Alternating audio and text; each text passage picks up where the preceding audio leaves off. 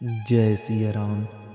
आज हम सुनेंगे मिथिला की वह दिव्य कथा जहाँ माता सीता और प्रभु श्री राम का प्रथम मिलन और उनका पावन विवाह संपन्न हुआ था।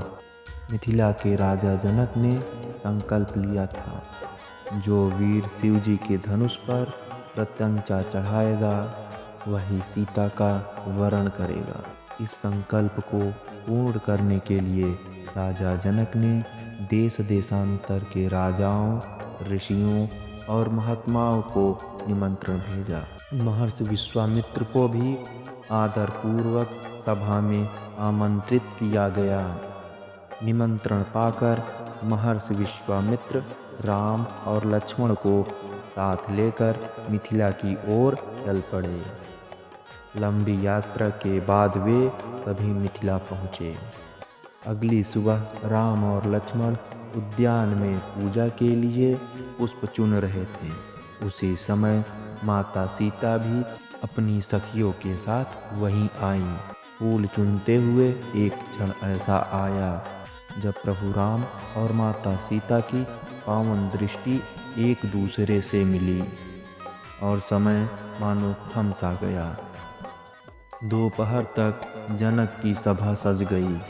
सभी राजा अपने अपने स्थान पर बैठे हुए थे। तभी विश्वामित्र पहुँचे, साथ में राम और लक्ष्मण भी पहुँचे। राजा जनक तुरंत उठकर विश्वामित्र को प्रणाम किया।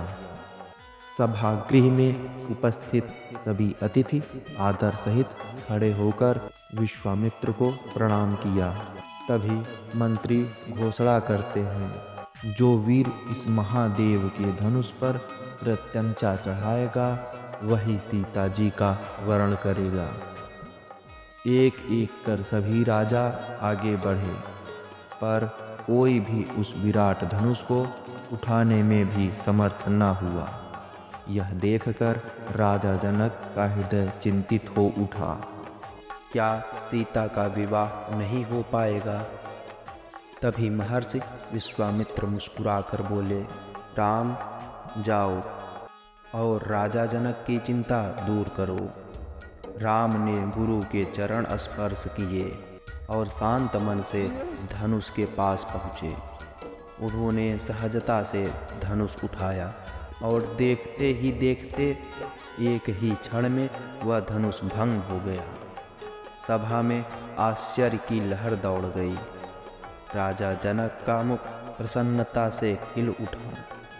फिर पूरे विधि विधान, मंत्रोच्चारण और मंगल गीतों के बीच प्रभु श्री राम और माता सीता का पावन विवाह संपन्न हुआ।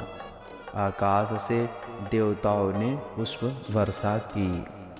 आज का कथा यहीं समाप्त होता है। जय सिया राम।